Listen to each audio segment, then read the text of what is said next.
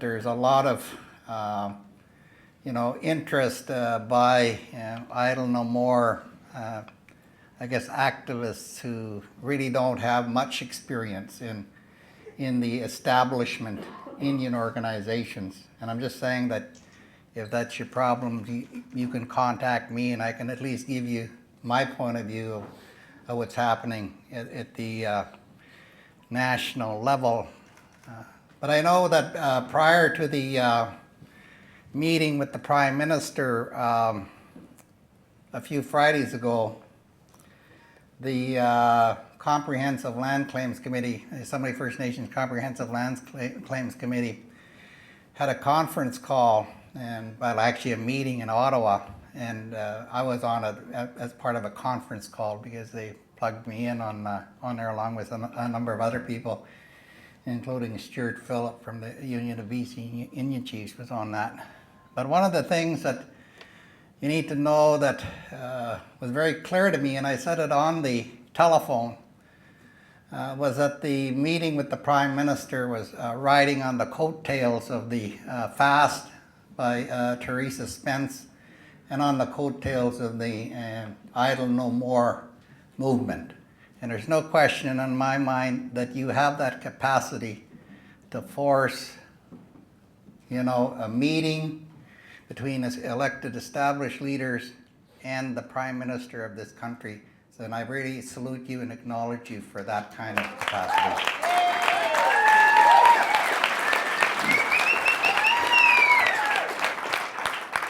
I know that through my experience, and my dad was worked in this kind of work all his life, and he died in 1989. But he was also the president of the National Indian Brotherhood. So I grew up in this politics all my life, and I'd like to say that Idle No More is very unique, very different as a demonstration, as a way of people taking control of their lives again. Because I feel the establishment organizations have reached their full capacity in terms of their ability to make any kind of fundamental change in this country. I think the forces have to come from the ground up. And that's what I like about Idle No More, is it's a ground up kind of organization and not a top down kind of organization. And I think that's the kind of strength that Indigenous people need to engage in. And I think you're on the right direction. I think the word about having trust in the process, your process, make sure you're always in control of that process and push forward, I think is important. My main part of my talk, though, I want to talk about is the fundamental change that we need in this country in order to address the poverty that Indigenous people have been experiencing. And I think it's important to understand that the poor people in this country, Indigenous people, have been made poor because of the system, the colonial system that has been imposed on our land.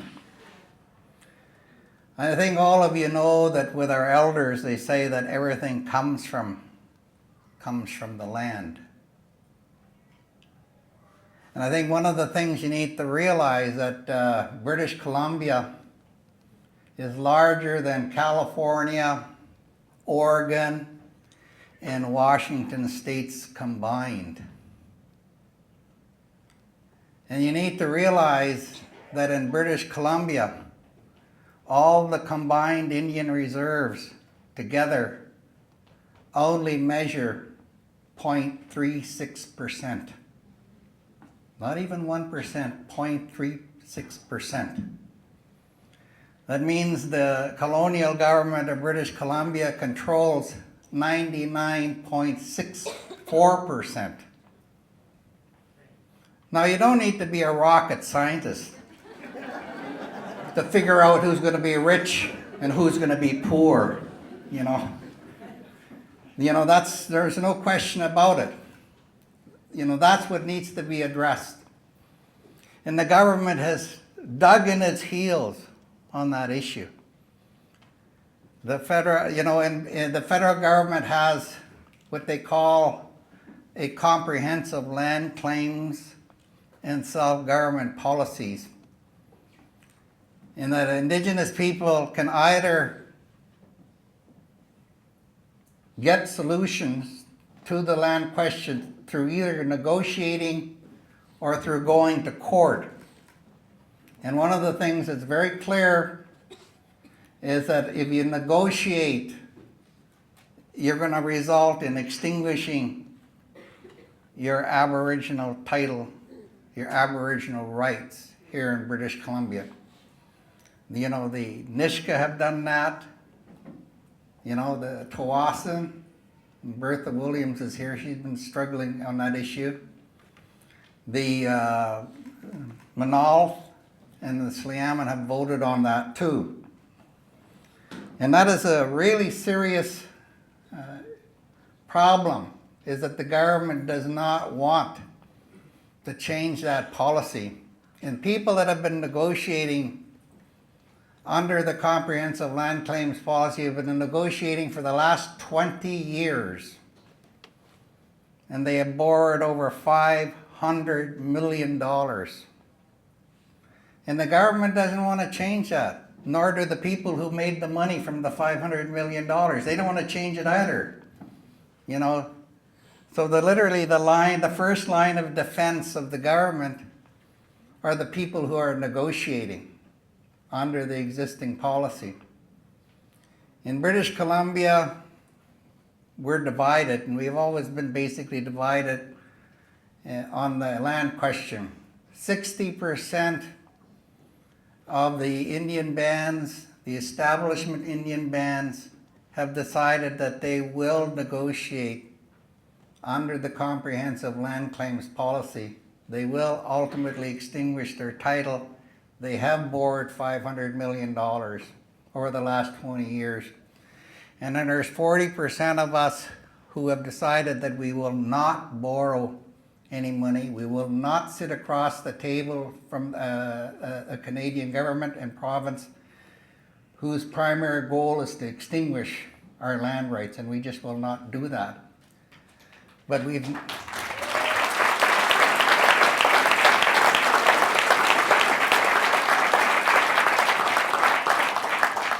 But we have never had the power to be able to reverse that policy.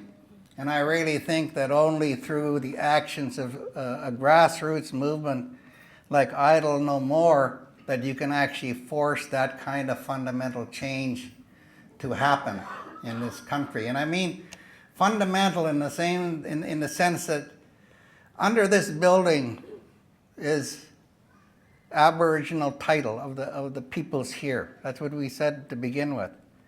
But nowhere is there any effort on the part of the people who have so-called private property.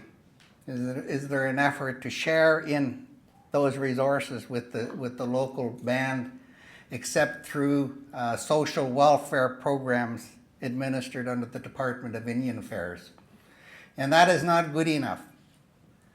We must work toward having our relationship based on what was mentioned here before, Section 35(1). It has to be based upon recognition and affirmation of the Aboriginal tree rights of Indigenous people. And that's how resources have to be shared. And there has to be a redistribution in terms of lands and resources. We have to get rid of this 99.64 and 0.36% ratio, because I feel that you need to understand that Aboriginal title and land and property, all these things are basically a concept. And the bottom property concept, the bottom layer, like on a blanket, the bottom layer is Aboriginal title. And the province and the federal government were never able to extinguish it. And they never did. That's how come the Supreme Court of Canada recognizes it does exist.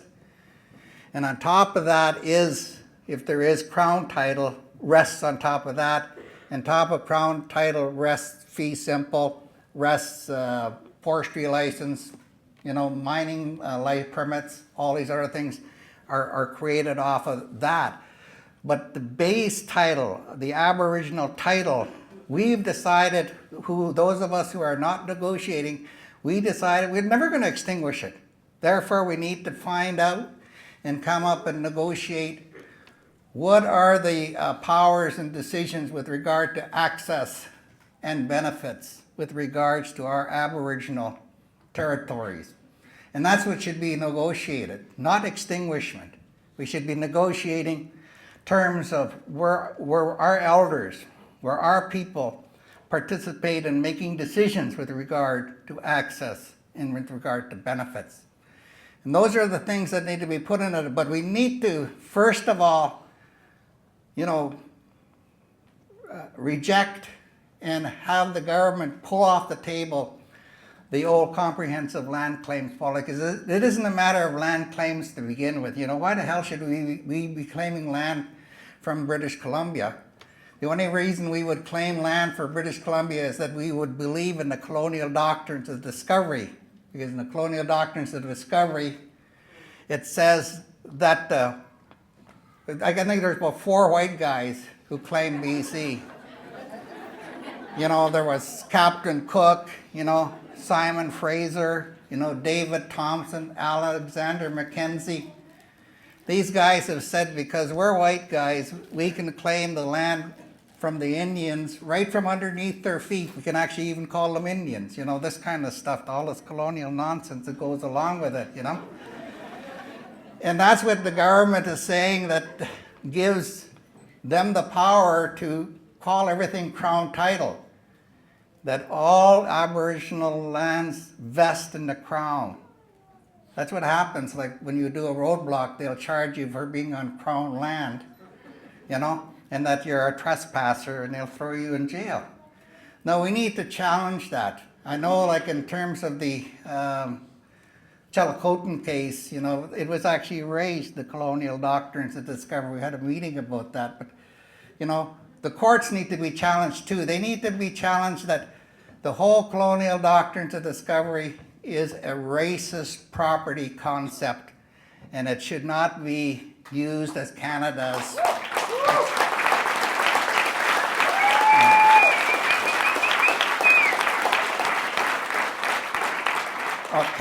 claim to our territory, and that the only reason that settlers have a right here is based on their human rights.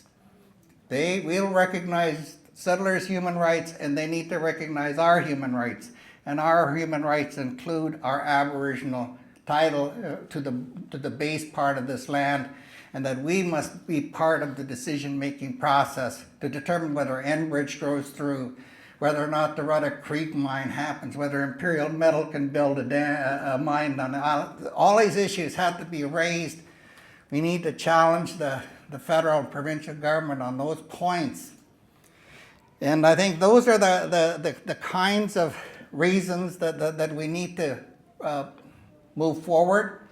I think the other thing is that where the federal government has been vacating the field under the omnibus bill with regard to the environment, I think Indigenous people need to say that if you're going to pull out because of budgetary reasons, and that if those environmental protections don't continue, then we are going to, under Section 35(1), assume jurisdiction over those environmental issues.